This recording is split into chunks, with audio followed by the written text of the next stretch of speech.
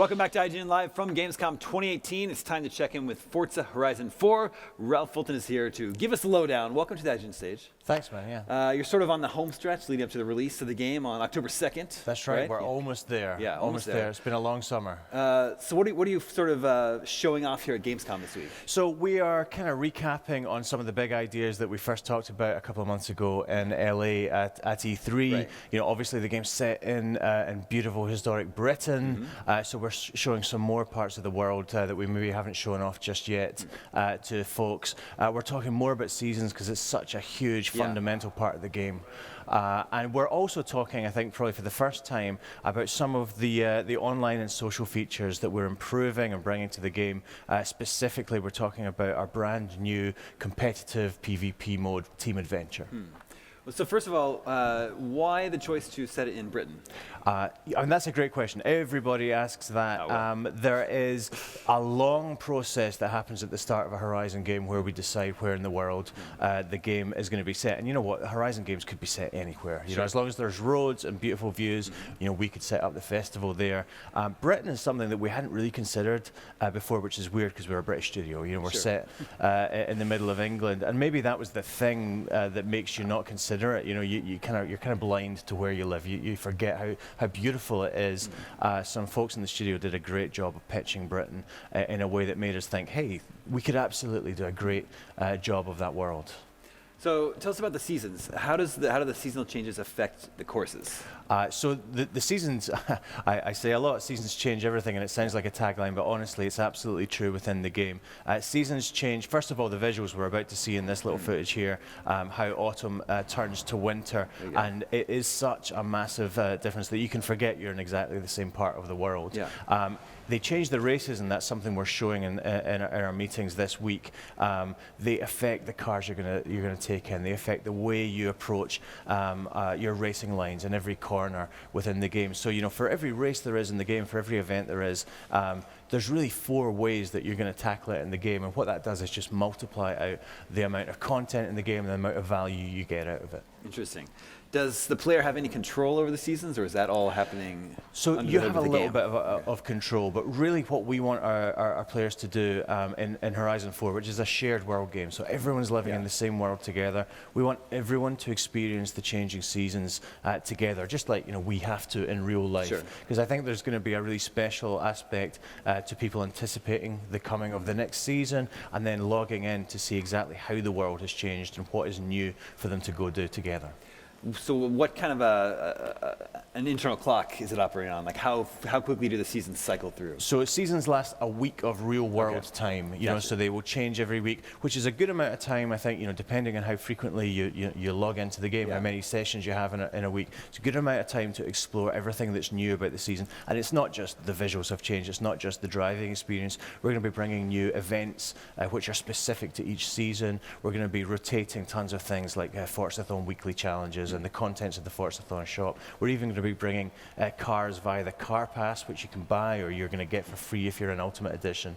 There's going to be new cars in your garage with each successive season. That's cool. The weekly change seems to make sense, because then every month you cycle through all the seasons, right? Right, absolutely. And one of the things we're talking about at Gamescom this week is that when you get through an in-game year, you know, 4 seasons, we're going to bring a new update to the game, which really just updates the content, brings new features, new content for everyone for free, just to celebrate the turn of the game year. And that's part of our ongoing commitment to the game and to our players, that launch is really just the beginning for Horizon 4. Very cool. So this is a shared world game, right? Yeah. How does that change the Horizon experience? So I think it changes it a lot. What we've found over the years is that Horizon players are super social, right? They love having fun in cars together. So I think it's the natural evolution for us to make the world one that's shared, that everybody lives in together. Previously in Horizon games, as you've driven around, you've seen drive-avatars, AI-controlled cars, sort of simulating your friends. Now you're actually going to see your friends, you're going to see members of the community, and you know what? They're going to do much crazier, more interesting, more varied things than we can ever program drive-avatars to do. And I think that's going to give the game life for months and years to come. So is this now a situation where every other car you see is a real-world player? If they're not civilian traffic, you know, if they're not just driving on the roads, normal people, everyone you see driving the cool cars of Horizon, you know, they're going to be real people, So are there any new types of activities that players are going to be able to engage in? Yeah, so a part of making the shared world has been fixing the problems of shared world. So making sure that you can pause the game, making sure that if you lose your internet connection, you don't get kicked out. But part of it has been all about making sure there's fun things to do together. One of them we showed at E3 is Forzathon Live, which is basically a public event that happens every hour on the hour somewhere in the world. You go, you team up with others, you take on some challenges, and you all compete cooperatively together to win the rewards. Very cool. Is it Team Adventures? Is that the So Team term for it? Adventure, I think, is what we're going to be looking at Shooting next. that up So it's a big change for Horizon games. We've had online adventures for a couple of games now, but they've been deliberately pretty laid back. You know, it's not really about serious competition, because I think we thought Horizon wasn't about serious competition. Our fans told us that they definitely want an outlet for that competitive instinct, and we've given it to them, and we've done it in a team-based format, because what teams do is keep everyone involved. Everyone has a contribution to make. Right. Even if you're not the guy right out in front, you might be battling for second to last place. But if you get second to last place, your contribution could be the thing that wins the event for your team. So everybody gets to contribute to the team's progress. And when you do, in ranked adventure, you can move up the skill-based leagues and earn really big rewards. Very cool. All right, so when you first fire up Forza Horizon 4 for the first time, how does the game sort of begin? So the game begins in what might be quite a familiar way to players who have seen what we've shown at E3 and indeed this week on the show floor at Gamescom. So that first 10-minute race, which we were actually showing just a little bit earlier on, is the opening 10 minutes of the game. And what we do there is basically say, hey, we're in Britain, and dynamic seasons are going to change everything for you, and we really show you exactly how that's going to work in a very condensed and fun gameplay experience. Now, after that, you're into what we call the prologue, and that's 6-ish hours, depending on how fast you go.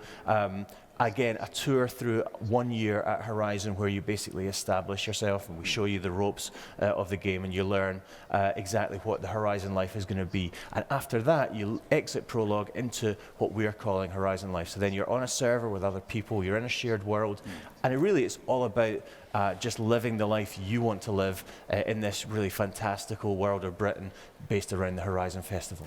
Are there any new cars making their first appearance? There are. I mean, we're looking at one right now, here. and if you've had the good fortune to go down to the Xbox booth on the Gamescom show it's on the floor, show you will floor, see the actual real version of that, which is astonishing. It's an astonishing bit of engineering. It's a first for video games. We've been working with Mclaren really closely over the last year and a little bit to get it into the game for the first time, and they've been incredible. They've given us access to it. They've allowed us to strap things through to that car, which you might think twice about. But the result is that we are recreating it, I think, in a really authentic way. Yeah. And for most of us who will never get to drive a £1 million McLaren Senna, this is the best option we'll get. Have you gotten a chance to drive it? I have not. Oh, no. That should be a perk that comes with the job. I keep saying that, and they don't return my emails. So another very cool thing you're showing, I think behind closed doors here at Gamescom, is there's a Halo Master Chief activity in the game where you actually get to drive the Warthog. There is, yeah, and we love doing things like this. If you're familiar with Horizon, you'll know about showcase events where you race a car against, maybe it's a plane or a train, or in this case, it's a Halo experience in which you get to be Master Chief and you get to drive the Warthog in an experience which was really crazy fun to develop. We worked closely with the guys at 343 Industries on that, and there had been rumors about it in weeks previous to this, so we decided, hey, Gamescom's the perfect opportunity to show people exactly what the rumors might or might not be about, and the reaction we've had from folks who've been in the room has been great. I'm sure we will be making footage of that public in the not too distant future. Our own Joe Scrubbles checked out earlier. He said it was a blast. So. Yes, he seemed very excited about it, which is exactly the sort of reaction we were looking to get. So how does that collaboration with 343 work? How do you get those assets into your game? So it's a fairly smooth process, actually. You know, we've been talking to them. We've actually, the Warthog has been in Forza since, I think it was Forza Motorsport 4 it first arrived. Not the first time. We did a thing in Forza Horizon 3 where we went a little bit further, and you could drive the Warthog in a bucket list challenge, and we got some of the music from Halo 5 in as well. It's kind of set a tone, and I think our developers at Playground are just crazy in love with games. You know, like it's why we do what we do. We're passionate about all kinds of games, not just racing games. And it got us thinking, I think, back in Horizon 3, I wonder if we could do more. As Joe will attest, we've done a lot more. And we can't wait for fans of Forza and of Halo to get their eyes on it. That's very cool. And then finally, you guys have announced a couple bundles, and a couple Xbox One bundles. That's right, for Forza Horizon 4, right? Yeah, for both, absolutely. We're 1 and S. For S and X, I think it is. Yeah, and X. And we're super excited about it. We are out on October the 2nd. It's going to be a huge year, I think, for us in Forza. Last year was a massive year for the Forza franchise all up. We had more than 22 million players. We're looking to attract more into the franchise this year. And we're coming at it from all angles. Obviously, Horizon 4 is out on October 2nd. We have these bundles happening. And we're also, it's worth mentioning, in Xbox Game Pass, day and date from October 2nd. So if you're in that program, you're going to get crazy value from it that month with Forza Horizon 4 coming out. Yeah, that's a great deal. The game is looking stunning. Thank you so much for coming by the iTunes stage, and have a great show. Thank you. You too. Stay tuned. We still have more to come from day 2 of Gamescom 2018 here on IGN Live after this.